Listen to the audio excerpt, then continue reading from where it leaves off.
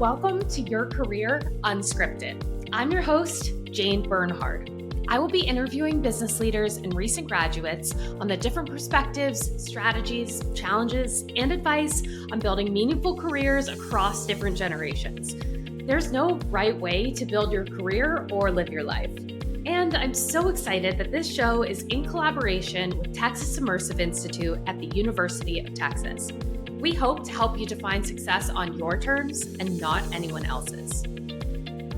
Our guest today is Alvin Wang Graylin, a renowned executive, author, and tech pioneer with over 30 years of experience in AI, XR, and semiconductors. He is currently Global VP at HTC, having served as China President from 2016 to 2023. His book, Our Next Reality, explores the societal impact of AI and XR. A serial entrepreneur, Graylin founded 4 venture-backed startups and has invested in over 100. His career spans senior roles at Intel, IBM, and Trend Micro, alongside his leadership in HTC's ViveX accelerator. Graylin holds dual master's degrees in computer science and business from MIT and a BS in electrical engineering from the University of Washington. Fluent in English, Mandarin, and Cantonese, he is a sought-after speaker on immersive computing, AI, and global tech trends. Hi, Alvin. Thank you so much for coming on the show today. I am honored to learn about your story and to be able to share some of your wisdom and advice. I love that your background is your book, which I read the whole thing. It was amazing. I learned so much from your incredible experience driving innovation in the tech space and just your business and your technical expertise. It was incredibly valuable to learn from someone who has spearheaded so much change. And I think we can all learn from your amazing story and your 3 decades in the space. So thank you so much for coming on the show. Thank you for inviting me, and I'm glad you reached out. I think it's important to talk to young people and let them hear what's coming and how they can better prepare for it. And I'm so glad you actually finished the book. So many people who buy books actually don't finish reading them, and the fact that you actually read all the way to the end, I'm very proud of you, and I think we're going to have a fun conversation. Yes, thank you. I thought the book was incredibly valuable and so relevant to anyone who wants to understand the way that technology can impact society in so many different ways, especially from someone who really, really understands it. So highly recommend it. I will link it in the description here. I would love to have you reflect on your career journey. You, as I said, you've been in this space for 3 decades. You have had leadership roles at some of the most prestigious tech companies in the world. You have founded companies. You've invested in hundreds of companies. It's an incredible background of so much diverse experiences. And I'm really curious to hear you reflect on your journey and what inspired everything that you've done. And I'm curious how you would describe the path that you've built and the strategy along the way. A lot of questions, but I'm just really curious to hear your personal story of your career. That's a very big question, and it could have a very long answer, but I think it's probably helpful to maybe start from my childhood, because I think that's what drove a lot of my decisions. And I have to give a lot of credit to my dad who raised us, and I was born in China and moved and immigrated as a family in 1980 with my brother and my whole family. And pretty much, when we got here, my dad sat my brother and I down and said, "Hey, look, we came all the way here because we want to give you a better future, and education is so important. And we have no money because we're artists. They're both artists. So you have to kind of work hard and get scholarships and drive your own ability to get educated and then to go and participate in the job world, right? And so this was what motivated me to work very hard in school and academics, and was able to get scholarships for undergrad and grad school, and that allowed me to do what the things that I have done. And another thing that my dad said to me that I think was very important, you need to find what it is that will allow you to make that impact. And that's kind of what's driven me in terms of how I've done my decision making throughout my life, is that I would look back on that lesson from my dad and say, whatever tough decisions that you run into, if you take that perspective to say, does this decision bring me closer or further away from my long-term goals? Then it makes most very difficult decisions actually fairly straightforward. And for me, I spent my entire career in technology. Essentially, from age 9, I was programming and working with computers and building hardware and so forth. And so I felt like that was kind of my path where I can make the most amount of difference. So whenever I was deciding which major to go to, what company to go to, where, what type of company to start, what type of company to invest in, these these decisions went back to saying, does that path lead me closer to where I want to go on a long term? And then sometimes a particular major may make you more money, but then you're just moving numbers around. I decided, no, I want to do technology entrepreneurship to actually be able to build things and make products and services that would change the world versus moving dollars around, right? So kind of a long answer to your question, but we can get into more details throughout the rest of the talk. Yeah, thank you so much for sharing the personal side of that story. I really appreciate that, and I think it's so nice to add the human element to people's career, especially because looking at everything that you've done, you've been so successful, and to hear about the personal journey with you as a kid is really, it's a beautiful story. I'm curious, just knowing your parents were artists, and so you've been in both entrepreneurship and the corporate career. Do you feel like you've intentionally balanced those two as a way that was informed by the fact that your parents were artists? Or I'm just curious, when you think about like that strategy, how that informed your decision. I started out my career more in the corporate side. So I was with IBM and with Intel. I worked on chip design with IBM, and I helped. I also did architecture, chip architecture, CPU architecture with Intel, and then later on helped to open up Intel's China offices and ran their consumer business. But I think it's important for a lot of people to, when they start out their career, to actually start out with corporate, because corporate gives you structure, and it teaches you process, and it teaches you how to scale, and it gives you a sense of what's needed to plan and build a scalable product, right? Whereas when you're with a startup, it's an emergency every day, right? Every day it's a fire, and every day you're trying to put out a fire as fast as you can, and trying to raise money or make payroll or hire somebody or launch a product, and you're always under resourced. And so they teach different skills. I think if you went the other way, where you came out of college without any experience and immediately jumped into doing a startup, you may actually learn some bad habits. And you don't necessarily have the mentor network to help you. Whereas in a corporate structure, there are always people who's been there for 5, 10, 20 years who has an industry experience that is in their advantage to actually guide you. Whereas when you're a startup, and especially as in a CEO position, it's a very lonely position. And very few people that you're working with will give you guidance, whether because of your position and they don't want to disagree with you or make you or say something that makes them feel like they're jumping authority, or because they don't know, right? And I think it's important to build some foundation, I guess, before you do your startup.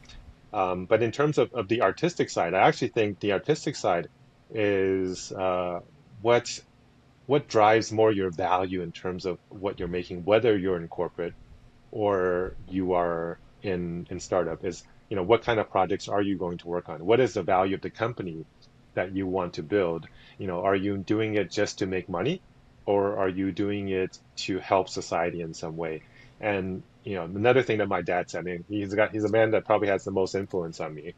He said, when you're in a leader position, it's not just important that you have, ability the power in your hands to control where you're going. It's not as important, but it's necessary to have, money beneath your feet so that you can move things. But the most important thing is actually to have beauty in your heart. because it is beauty that guides the direction. Whether in a corporate or a startup role, you want to do things that actually bring goodness to the world, that brings beauty, that is not, taking advantage of customers or, creating harm in the long run. So, and sometimes you do give up profit. Sometimes you do give up speed. Sometimes you make things harder on yourself when you do these things. And sometimes you turn away money from investors because they have different value systems than you, right? But in the long run, I find that actually um, that actually allows you to sleep well at night. It allows you to remove a lot of long-term hassles and dangers that you would put yourself in. And it also allows you to recruit people who find meaning in what you're doing, who wants to work in that type of environment versus the more mercenary types that gravitate to a purely, either speculative interest or a more temporary money-minded interest in terms of how they work. And and especially in startups, I think this is really critical because in startups there are so many times when life is dark, when things don't happen right, when you lose customers or when the market changes or when you run close to out of money and so forth. If you have mercenary types, the first people to jump ship are those people, and they will leave you high and dry. Whereas if you have people who share a mission with you and who care about what you want to accomplish, they will make sacrifices during those important times to allow you to actually complete that mission. So I don't know if has that answered your question. No, honestly, it's great and really helpful to get your perspective. And it makes me think of questions that I had surrounding your book, Our Next Reality. One thing I thought was really interesting about the book was that there was such depth in your perspective. It really showcased how the world could go in different ways. And so when you're talking about creating a career and a mission and values and aspects of work that benefit society and augment the human experience in the business world, there's such incentives, obviously, to prioritize profit.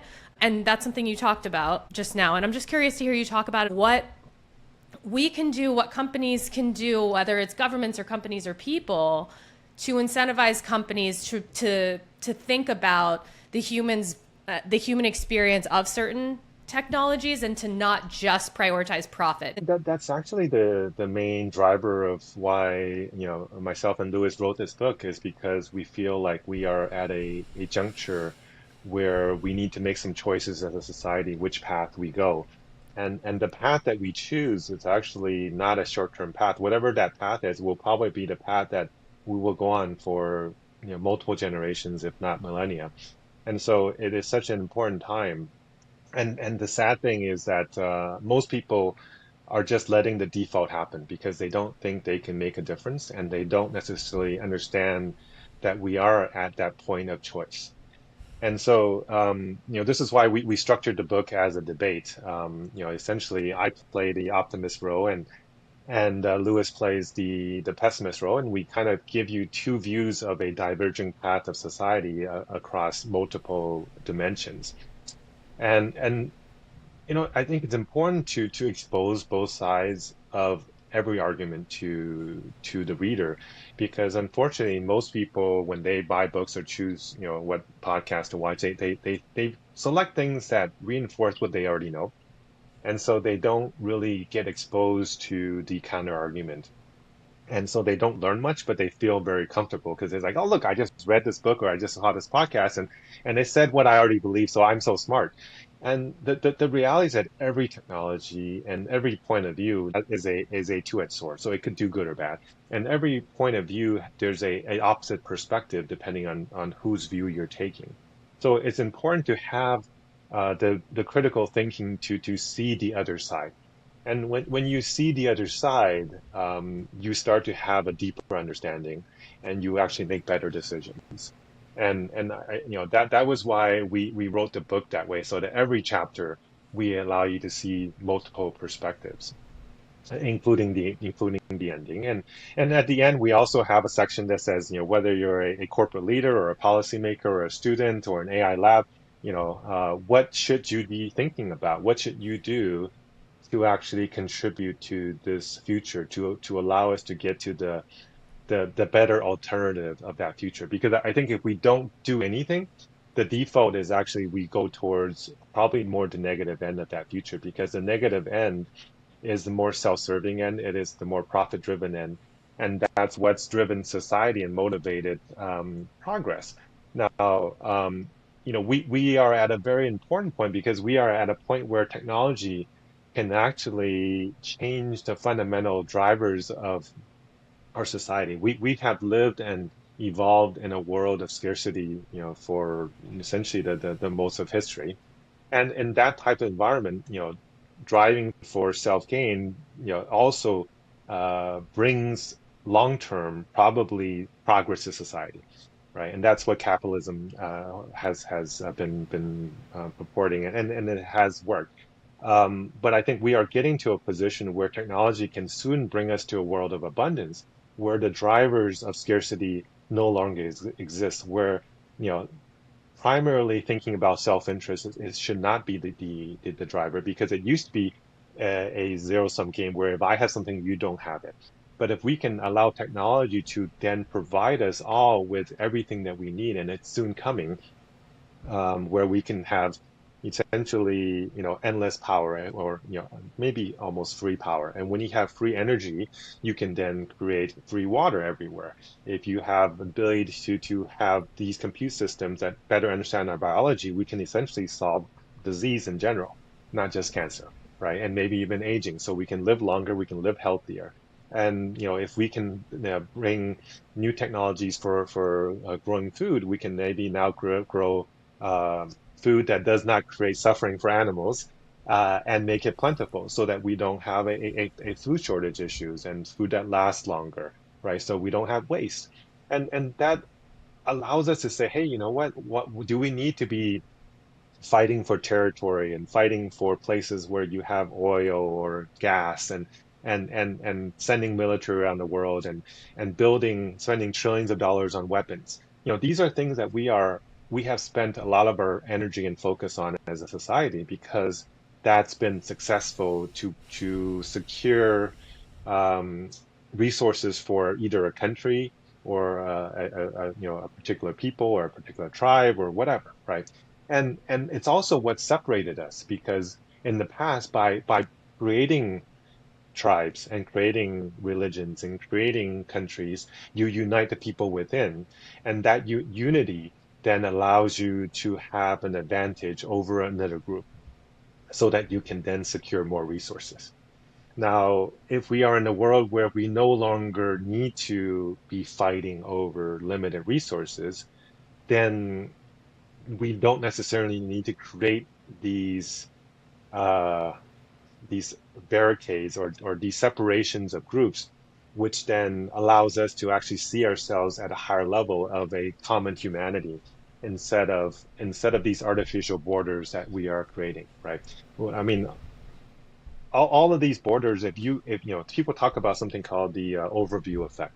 So there's been 300-400 people that's gone up into space, and when they come back, they always come back and say, wow, I have a different appreciation for the world. I see the world and the globe and how it is, and there's no borders, there's no lines between countries, uh, you know there's no separation of what we are as a society, and we all live in this fragile world, and we should protect the world, right? And we need to elevate ourselves as a globe, so that not just 300 or 400 people have that perspective, but 8 billion people have that perspective, right? And when we do that, we stop, seeing this us and them that right now exists. And every politician creates that, we are the good guy, we have the right perspective, and look at all these bad guys trying to oppress us, or invade us, or harass us, or whatever, right? And and that creating that us and them is a very effective means to unite an in group, but it innately creates conflict, and innately creates a separation of us as a humanity. And we need to stop looking and thinking that way, because there are enough resources for us all to survive, for us all to thrive in the world that we live in. So Something that it makes me think of is the level of critical thinking that you have developed throughout your life and your career is something I want to ask you about, and it's something I want to continue to work on. When I was in business school, that was one of the biggest skills that I think it helped me build is critical thinking skills and learning to see something from so many different sides. And I think that that is something that is really, really helpful and valuable about your book. But I'm curious for someone who's listening to you speak about these topics in such a nuanced and in-depth way that requires so much research and experience, what advice you would have to someone who is early in their career who really wants to develop the capacity to see things from so many different perspectives. Obviously, we've talked about your book and reading and doing all that research is helpful, but I'm just curious how you would advise someone who's younger to cultivate the skill of critical thinking and maybe just even being willing to change their mind on something. At the end of the day, this really comes from having breadth of knowledge. And when I was younger, I didn't understand most of what I just said. And even if I heard it, I wouldn't appreciate it. So it's good that you're exposing these kind of ideas to a younger audience because most of I guess even people who are in education, they focus on specific topics. And I think that's we're getting into a world where having just facts and formulas isn't really enough anymore. In fact, it is probably not as necessary as it used to be. We used to so much value STEM as the core of here's a successful person because he's done really good in academics and he's an engineer or he's a doctor or he's a physicist. We are getting to a world where that type of knowledge will become a commodity. And what's more important is actually the breadth of knowledge and having critical thinking, having clear, kind of ethical ideas about the world, and having understanding of history and of psychology, because it is the soft skills that we have undervalued in the last few decades. And I'm coming from a person who focused on STEM most of my career. So I'm not saying it to degrade people in engineering science, because I think they have contributed so much to society. But I think a lot of that knowledge has been put into these new AI models to allow it to be fully accessible to anybody to ask the right questions. So what's more important now is asking the right questions, not saying how do we do something, but should we do something? Why are we doing something? What are the impacts of the things that we are doing? You only have the ability to ask those questions when you have studied in a broad way and understand the societal impacts and understand history and read more biography, read more history, read more philosophy. And it is when I was the age of and when I was in school, I didn't want to read those things. I felt they were boring. And it's like, who wants to read about stuff, guy that died a few hundred years ago or a few thousand years ago? I want to read about what's happening now. I want to read the new tech stuff. Um, because at the end of the day, history continually repeats itself. It goes in cycles, and we have again different types of technology that comes and changes the world, and it's being applied. Now, we are at a point where we have a new technology that can impact the world more than anything in the past, and it's not hyperbole when I say that, because it is intelligence and ability to have information and to digest and analyze information and to communicate that has been the primary advantage that humans have had over any other animal in the past, right? That has made us the dominant apex animal on this planet. We're not faster, stronger, we don't jump higher than animals. So we can't fly, we can't swim underwater and breathe underwater, but the fact that we have a brain and able to communicate across generations with writing and language has really been what has separated us. And that skill set is now being put into these AI models, and to be done where we are limited in how many hours and how many years we have on this planet and how much we can learn and absorb. But these AI models really don't. They have absorbed all of human knowledge, all of human history, and most of science. And the fact that they have that now, they have the breadth to then guide us and teach us of all generations actually to be um, more well-rounded and more deep actually in any subject than any human is possible today. And that's with today's technology. And with the advances that is coming over the next few, years or decades, that's going to be increasingly more so. The thing that has made us most different is actually going to be the thing that then makes us all equally possible to be equally knowledgeable, right? And that wasn't possible before, right? Before you essentially had the serfs and the aristocrats. Aristocrats had time to learn and had tutors, and the farmers and the serfs, they just farmed all day. They barely, they most of them didn't read or write, right? And so there was just this gap. And now, essentially, with a $50 smartphone, you can get access to all of the world's knowledge and have that knowledge be taught to you by an AI model. So no matter where you are in the world, you can do that. And with these, small mini models that are, 1 or 2 billion parameters that have absorbed all of the world's history and understanding, you don't even need an internet connection. So you could be somewhere in Africa or Southeast Asia or wherever, where there may be no teachers and no internet connection. If you just had a $50 device, you can learn the world's knowledge and it can teach you and it can interact with you, right? I mean, and that's today. And just imagine where that's going to go, right? So I am so hopeful for where we can go. And it's so important that we allow that to happen. And that's actually the thing that I urge both the younger generation and the people in power and positions of policymaking today to think deeper and think longer term, because so many people in policymaking, and I speak to a lot of them, their main concern is about maintaining power, maintaining their influence, maintaining their position. And for people in corporate, it's maintaining profitability and maintaining their leadership role in the industry.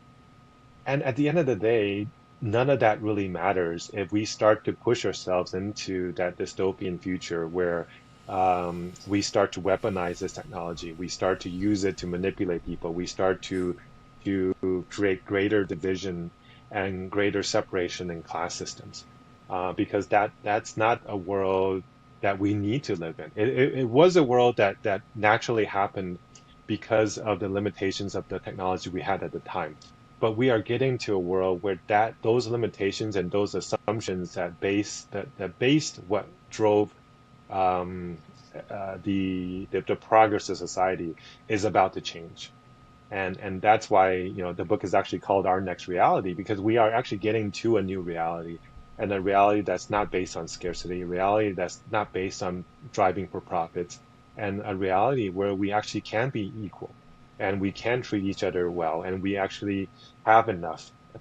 And that's a very different mindset than most people have today. And it's something that it's a mindset that they've developed over their lifetime. So it's very difficult for them to change. And I don't blame them for that, because our society has breeded that into us. But it is something that once you realize and you see what's possible, um, you completely change how you go about life, and you completely change your motivations for what you do. And if you look at the people in national leadership today, and it's all about our country first, right? America first, or about the European Union having more competitiveness around the world, and Russia wants to have its position of what it used to be, and China wants to rise again. Everybody wants to make themselves be a leading power. And I think when you start to realize that the power doesn't isn't what needs to drive us anymore, when you have all you need, when you can eat all you want, when you can travel anywhere, when you can learn anything, when you can spend as much time with your family and loved ones as you need, then what does it matter how much money is in your account, right?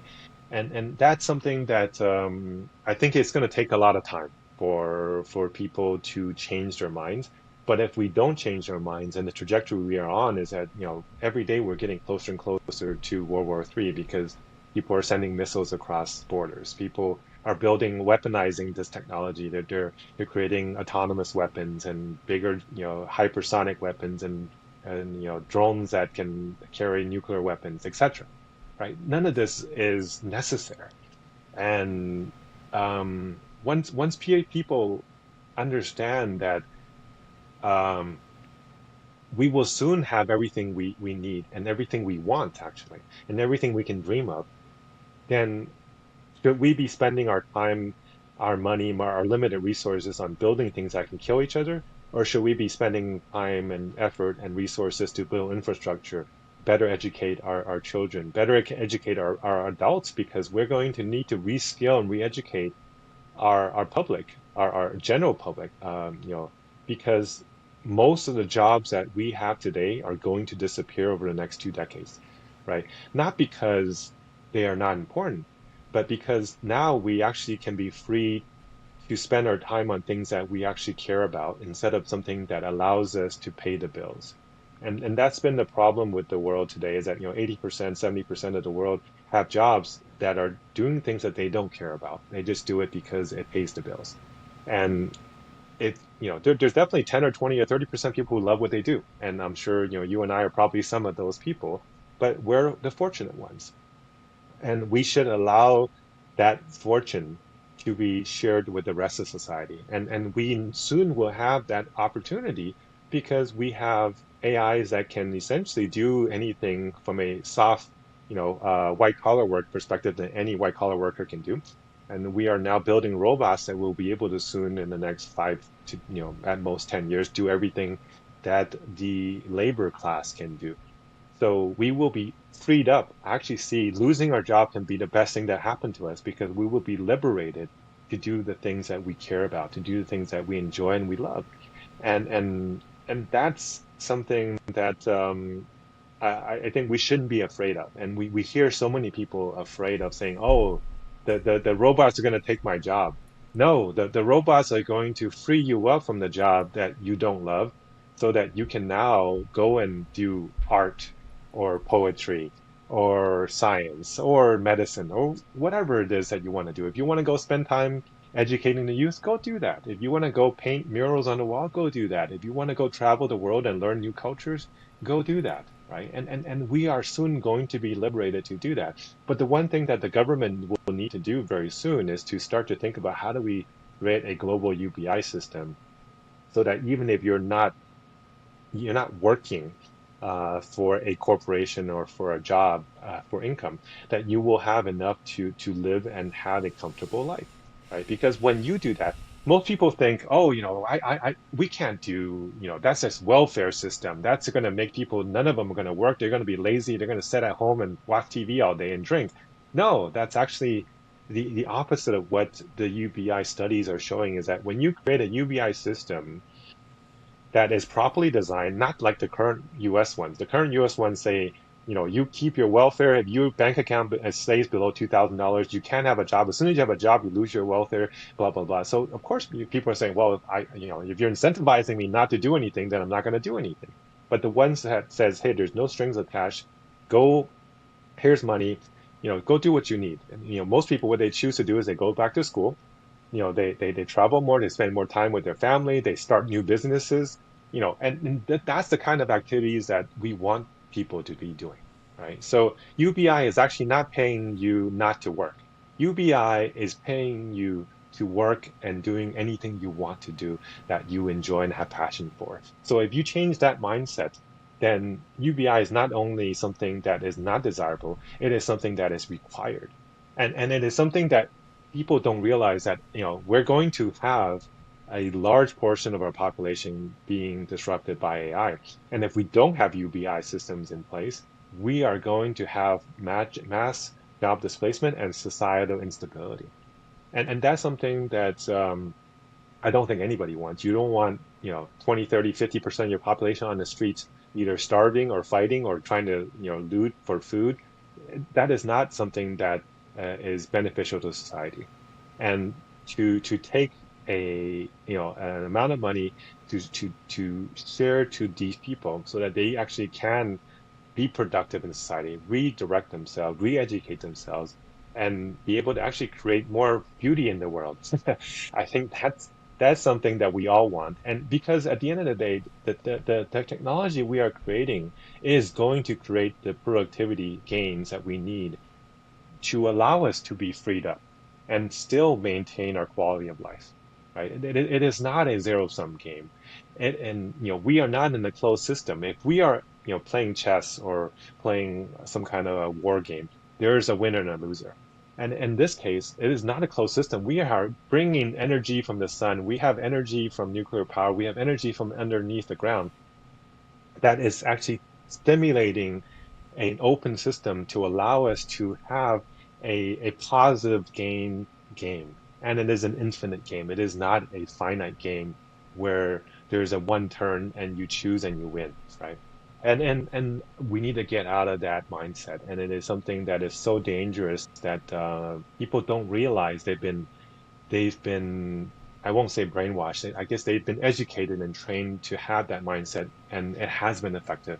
But it will soon be detrimental mindset to how we function as a society. I this makes me want to go read like 5 million more books because I really appreciate how much your perspective is informed by history and just so much knowledge and experience. It just leaves me being like, okay, I need to go read about so many different aspects of society. I really appreciate it. And I want to ask you, if someone's listening to this and they think, okay, if there's going to be this massive disruption and change to jobs, which there is, what advice would you have for a young person building a career in 2024, looking into the future, not knowing what things are going to look like? What skills would you advise people invest in? We talked about, some of the soft skills, even just communicating, critical thinking, all of those things. How do you think people can build stability and relevance in an AI-driven world when we don't really know where it's going? It's such like a large question, but I'm just really curious. Yeah. No, that this is actually a perfect question. I think it is something that young people need to know. And in fact, last week I was just in Prague. I was speaking at this Future Port Youth Conference that had, 1,000 kids in person and about 2 or 3,000 online that was watching the stream. And I gave a half-hour talk, but I wanted to let me share one slide with you. So let me kind of just go through this one slide with you because I think that will answer a lot of kind of what you're saying, and then we can discuss further. So, one of the key points of my presentation is that the only thing that will be limited going forward is actually your time. And how you spend your time is actually the most important decision that you will have going forward. And it's important that you actually find that purpose and calling that we talked about earlier, and to use that as a driver of how you want to be spending your time. And the other thing is to really ask questions because you're going to be given information from all directions. And you're going to be over inundated with information. And you can't accept everything that you're just given. You have to question it, but you have to have the base to question it. So you have to think critically. And so, keep thinking, what is the basis of why are they telling me this thing? What does it really mean? How does this impact the world? How does this impact the people around me? How does this impact the people I don't know? Right. And then to get that, you actually have to do what we just said earlier, is to really find time to build up your soft skills, to learn the psychology, philosophy, history, ethics, communication that is required.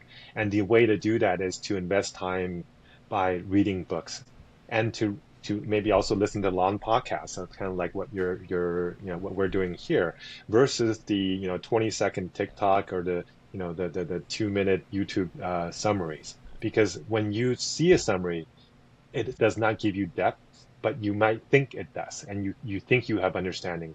The real value, the real ability to think critically is when you actually have nuance, when you have deep understanding, so that you can ask that next level question and the next level after that. And also to spend time using these technologies, whether it's XR devices or it's AI apps, you have to start using them and you have to start learning them because we're going to get to a world where devices like this I don't know if you can see me, but glasses are going to be the main interface for you how you interface with each other and how you interface with technology. We're going to replace the screen that's on our desk and in our pockets with something that's in front of our eyes all the time. And the AI is going to be your tutor, your guide, your mentor that sits on your shoulder to give you a deeper understanding on everything you see and hear, right? And so, one thing is hearing people talk about it, but until you use these technology, you won't understand them. Now, there is something that I also recommend to reduce time on, is to reduce time watching TV, using social networks and playing games, because those things are time sinks. They will take so much, whatever time you have, if you want to give up to these channels, they will take it, and you will get very limited information out of it. I mean, there is some substance, but it is a very low nutrition channel for you to get information. And also, it's important for you to make time for sports and fitness and sleep, because if you don't have your health, if you're not able to have energy, you're not going to learn anything. If you're not able to have energy to communicate and interact with other people, you're not going to build relationships. And, to also travel, you have to have fitness to be able to walk around and see different cities and climb up hills and spend time in new cultures. And when you do that, you start to realize how alike we are as a people. And all these differences that used to separate us actually become things that bring us closer together. And one of the also important things is that we get to actually spend more time with our families, because we have very limited time with the people that are our families, and they are the ones that have the unconditional love for you, right? Especially your parents.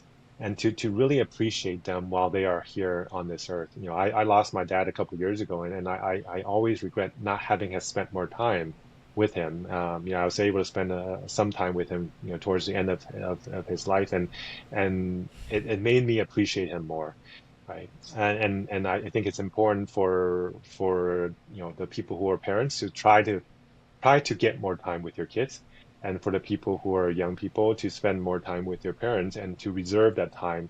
So it's not just about your social friends, because you really can learn a lot from your parents, and they will give you advice that is really truly to help you.